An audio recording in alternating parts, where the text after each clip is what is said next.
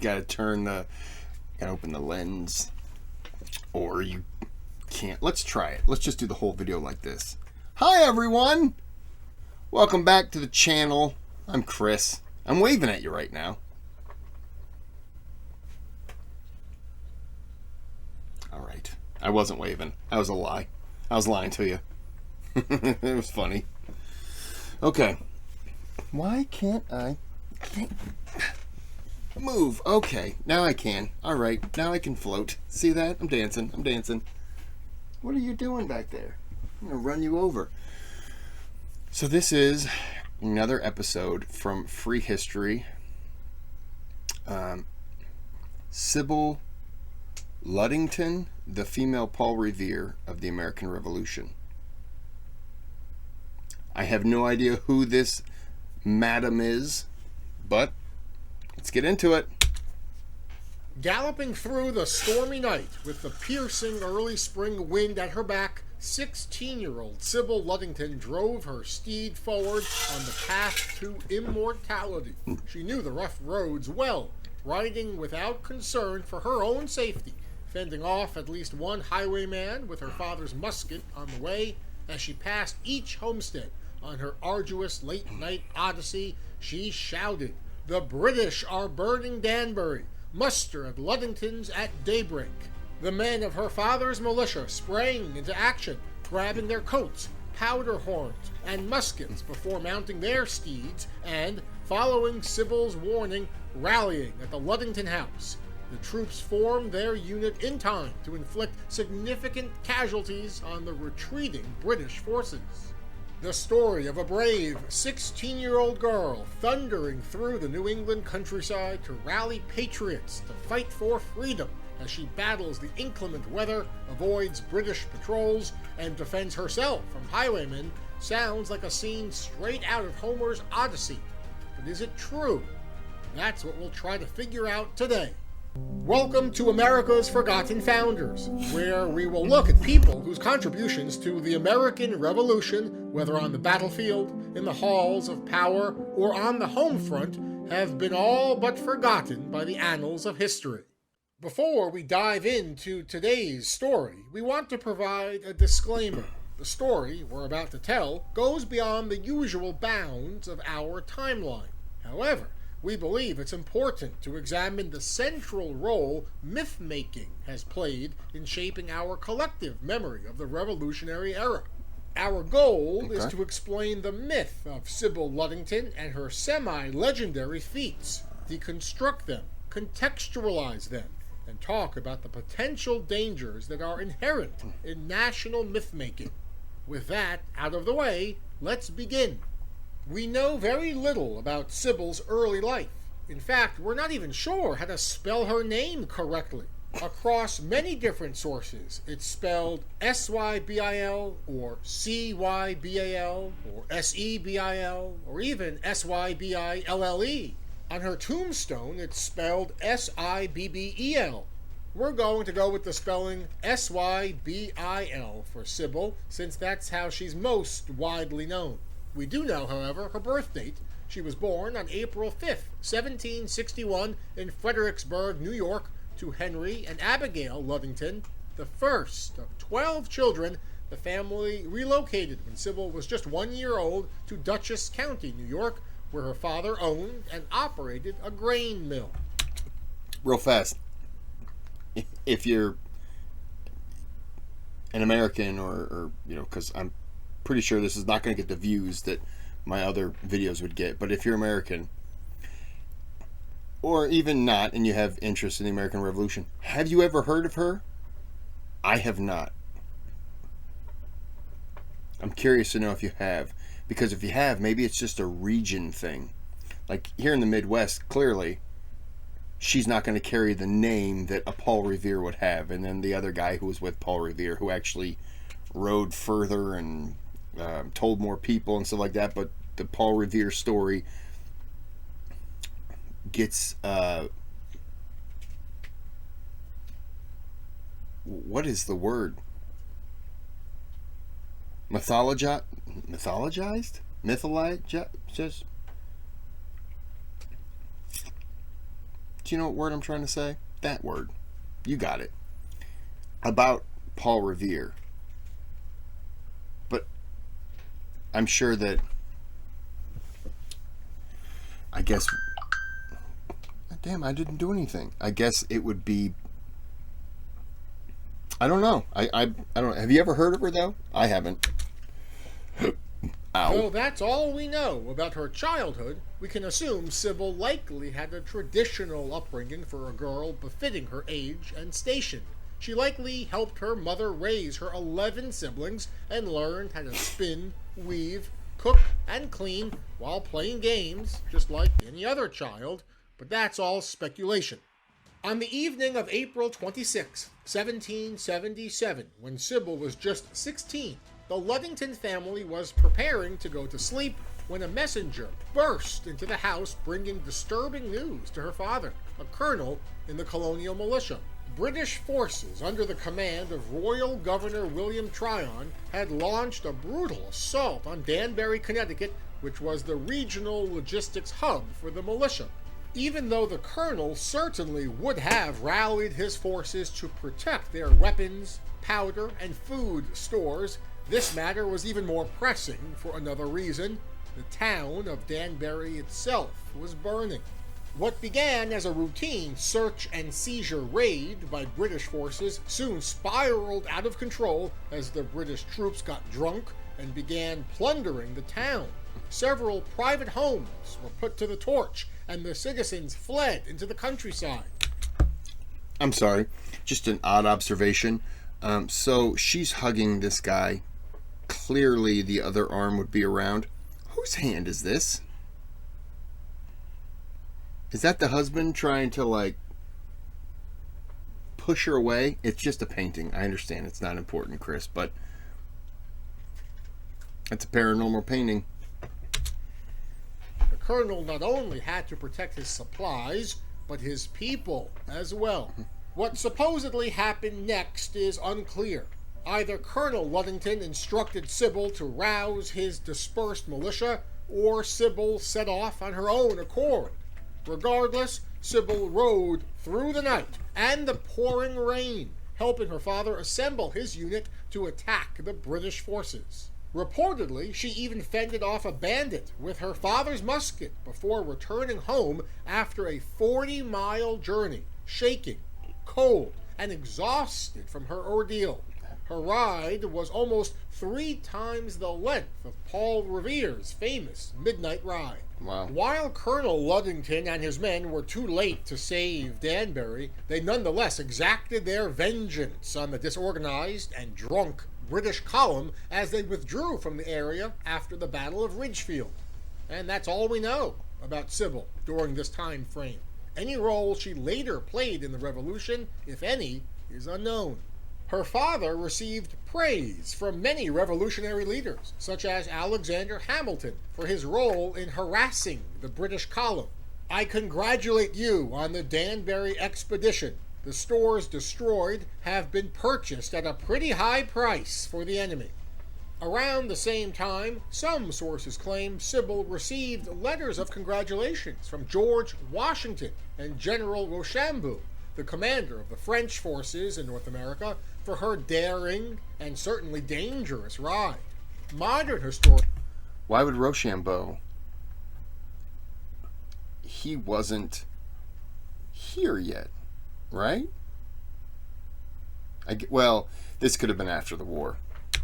However, doubt this. Yeah. Research published in March 2022 by the Smithsonian debunked the letters as a myth, finding that mention of such letters first appeared in 1907 when the biography of Colonel Ludington was published. No other report of these letters exists, and letters from such momentous historical figures would certainly have been treasured by the family through the generations, making it very strange they never surfaced. Yeah, that's true. When she was 23 in 1784, she married the innkeeper Edmund Ogden. They had one child together, Henry, who was born in 1786. Edmund died in 1799. Near the end of her life, in 1838, Sybil was destitute. She petitioned the U.S. War Department for a pension based on her late husband's Revolutionary War service. As she could not conclusively prove she was married to him, the request ultimately was denied. During these proceedings, Sybil herself never once mentioned her legendary ride to try and get a pension. She died shortly after that, on February 26, 1839, at the age of 77, and is buried alongside her father in the Patterson Presbyterian Cemetery in Patterson, New York. She's not buried near her husband? I guess the husband could be buried. The story of Sybil Ludington's seemingly legendary ride quickly faded into obscurity, where it would remain for over 100 years. The first written account we have relaying the ride appears in 1854 in a letter written by one of Sybil's nephews, asking that her exploits be recognized during an upcoming ceremony commemorating the Revolution. My Aunt Sybil rode on horseback in the dead of night through a country infested with cowboys and skinners to inform General Putnam. The story first appeared publicly in a history textbook from the 1880s. The book cites no sources to corroborate the story. It's crucial to recognize that during this time, the nation, still scarred by the Civil War, had just celebrated the nation's centennial. A tale that inspired national unity towards the patriot cause would resonate and also relay a potent message. We need to remember not just the context events supposedly happened in, but also when they first became popular stories as well. Her story really began to pick up steam only in 1907 with two works. The first of these, an article written by her great-nephew, the historian Lewis S. Patrick, recounts the legend. The historian. He's a historian, and he could have maybe heard a tale of her doing this. I'm not saying she didn't, but I'm saying he could have heard a tale. And then, as a historian who is related to her, started to push it. Maybe she said she rode to tell someone, and he turned it into a Paul Revere-esque ride. I'm not saying that she didn't do it. I'm just saying maybe it's been exaggerated. Maybe she didn't do it at all. Or maybe she went from, one area to somebody else's house nearby to warn them, and it became something bigger than it was. I've never heard of her. Again, not saying that she couldn't have done it or that she didn't do it. Legendary ride we described as a fact. Later that same year, Willis Fletcher Johnson, an author and journalist, published the book Colonel Henry Ludington, a Memoir, at the behest of the Ludington family.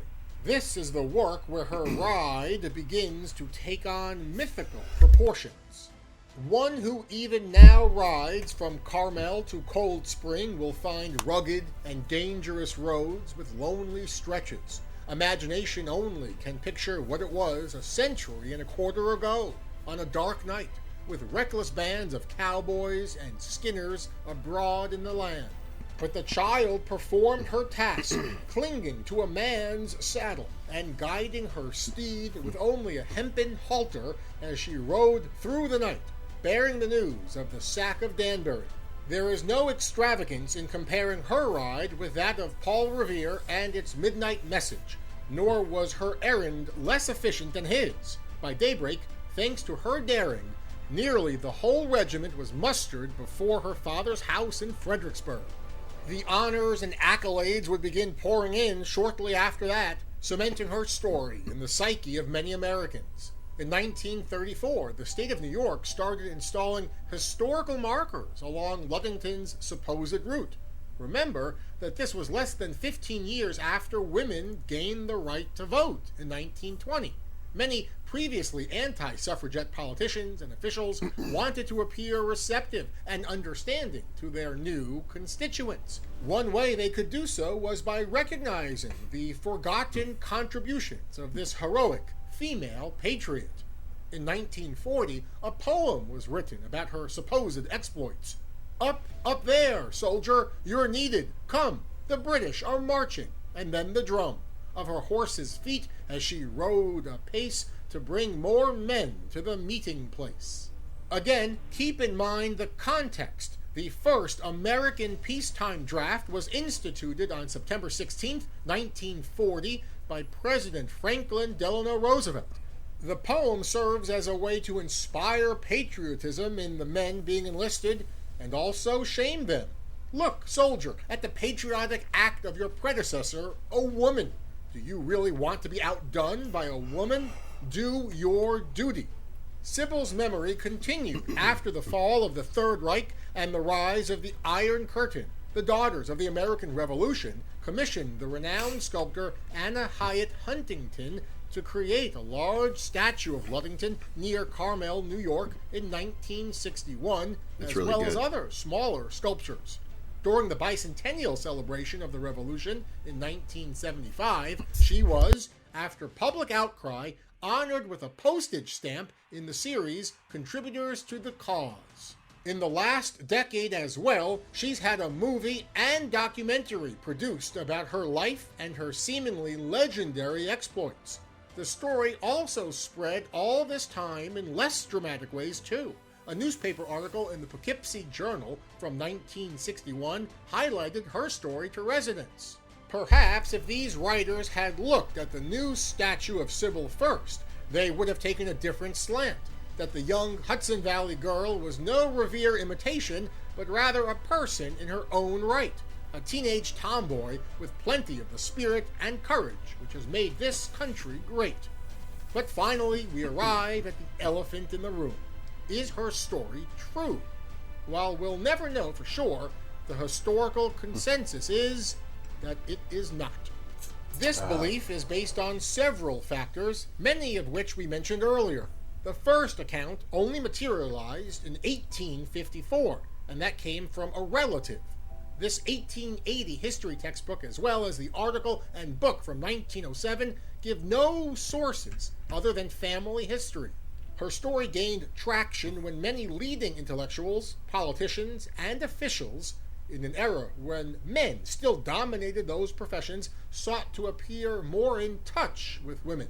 No letter written by Sybil ever mentions her ride. She also never brought up the ride when she was appealing for a pension in the waning days of her life. Her story is not written down elsewhere until it emerges seemingly out of nowhere.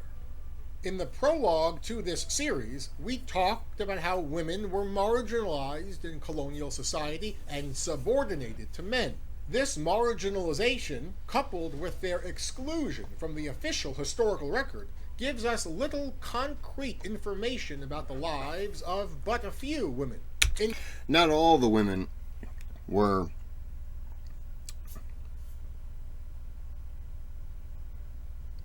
forgotten. There's I don't know the battle. I don't remember the woman's name. There was a battle, Revolutionary War. I'm sure somebody might this might jog a memory, but not necessarily remember the name. But a guy was manning a cannon, and he got shot and injured, and she refused to leave him, or maybe he was shot and killed, and she refused to leave him, and she ran up and she started manning the cannon. I don't remember her name at all.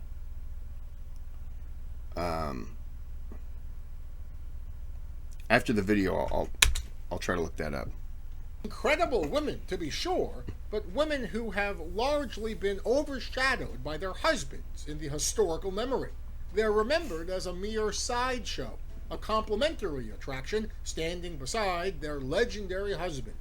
As the conversation about gender and ethnic inequalities grew over the past century, the unwritten history of heroes and heroines from the past, like Sybil, allows different groups to mold them into whatever narrative they see fit. And we need to be careful. While some groups may see her as an exemplar of what it means to be an American, male or female, her story can, and has been, used to masquerade the gender and ethnic inequalities that remain unaddressed in our society. As the historian Paula Hunt wrote, she was a convenient go-to personality when a politician, scholar, or representative of the media wanted to demonstrate his or her grasp of gender issues. And the 1961 newspaper article we talked about earlier, while praising Sybil's spirit and courage, also adopts many similar misogynistic undertones. When two groups of Fishkill Plains Girl Scouts retraced a historic route through southern Dutchess and eastern Putnam counties, it was a pleasant day's outing. But what they were commemorating was no playful experience, although it involved a girl, Sybil Ludington. While the story praises Sybil's achievements and highlights her gender, we need to remember the story doesn't argue Sybil's achievements shouldn't be honored because she was a woman, but rather despite the fact that she was a woman. Then why should we remember Sybil's tale if we're pretty confident it never really happened? For one thing, her tale perfectly shows how and why myths are built and maintained, as well as the inherent dangers in national myth-making. More importantly, perhaps, her story pays homage to thousands of nameless American women whose sacrifice for American independence has been lost over the centuries. Though history may have forgotten their names, myths such as Sybil Ludington's Night Ride help us still honor their sacrifices that allowed us the ability to, hopefully, forge a better American nation. Myths are not inherently dangerous, but they can be. As the 4th century writer Celestius wrote, myths are things that never happened, but always are. Perhaps Hunt put it best. Sybil Ludington has embodied the possibilities, courage, individuality, loyalty that Americans of different genders, generations, and political persuasions have considered to be the highest aspirations for themselves and for their country. The story of the lone teenage girl riding for freedom, it seems, is simply too good not to be believed. So it would seem, Dr. Hunt, it would seem. Nonetheless, let's take the time to recognize how myths can obscure and mask the inequalities and social issues of our past and present that we don't want to face. Sweeping an issue under the rug doesn't make it disappear, it just lets it fester. I hope you found this video both informative. Interesting. So I'm going to say that for me, I believe what I said earlier. She may not have done a Paul Revere ride. But I wouldn't doubt she heard something. She woke her father up, or her father was up, and her father, I've got to get to such and such's house. And she just, okay. And she just went and did it. Maybe it was a 4-mile ride. Maybe it was a 12-mile ride. She got to their house and said, hey, look, the British are near. My dad just woke up. You know, he just found out he's getting some stuff together. He wanted me to, he needed you to know, da-da-da. And that's it. That was her ride.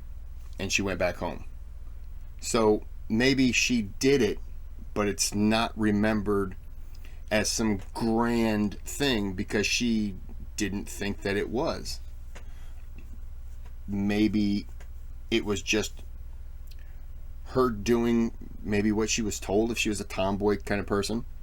She jumps on a horse, rides over to such and such's house, tells him, comes back home. By the time she's coming home, her dad's taken off to, you know, to go to a battlefield or whatever. Who's to say that that didn't happen? But she probably wouldn't be remembered because in the grand scheme of things, what was that? It would be no different than if a war was going on and I ran over to my neighbor's house. Or, not a neighbor. I ran over to somebody a couple miles away and I was just like, hey, look, the British are 4 miles away. They're coming this way. So, you got to just be ready, or da-da-da. I probably shouldn't be remembered in American history for that. Because really, what did I do? I didn't warn the military or anything like that. Not saying that, again, if it is true that she did that, you probably won't be remembered, but it was still a good thing.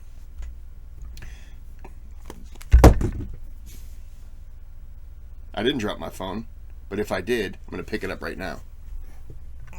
Okay. I didn't, though. That would make me look ridiculous. Okay. The woman that I was referring to earlier was Molly Pitcher.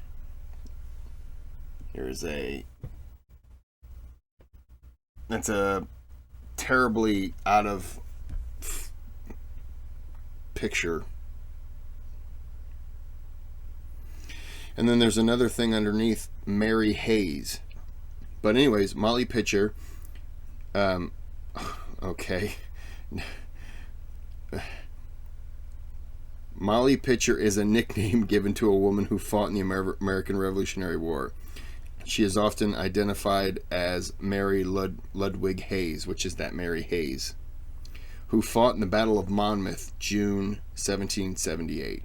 Another possibility is Margaret Corbin, who helped defend Fort Washington in New York in November 1776. So we don't even know. And okay, I have Mary Hayes, American Revolutionary War, women soldier in the American. This is Wikipedia. And then underneath that is Margaret Corbin, American combatant in the American Revolutionary War. So we don't even know which one it is, Mary Hayes or Margaret Corbin. So we call her Molly Pitcher. What?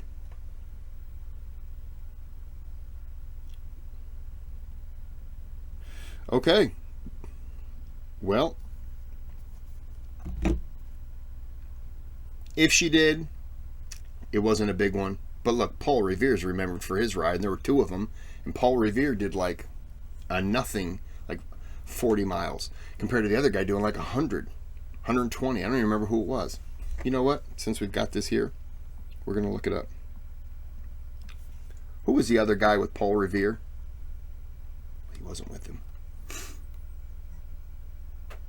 According to History.com, while Paul Revere rode into history on April 18, 1775, his fellow rider, William Dawes, galloped into undeserved oblivion. Poor William Dawes Jr. all guts, no glory. While every schoolchild knows of the midnight ride of Paul Revere, Dawes made an even more daring gallop out of Boston that same April night in 1775. So there you go. I already forgot the name. William Dawes. So there you go. But look, Paul Revere is remembered because his name has a better sounding rhyme than William Dawes. Claws. Paws. I don't even remember the Paul Revere thing. Anyways, I'm going to end this here. Like and subscribe. Check out Free History. It's a good channel. I've seen 3 videos now, and I'm digging them. I really am. So, I'm going to end this here. Like and subscribe to my channel. And have a good day, have a good night.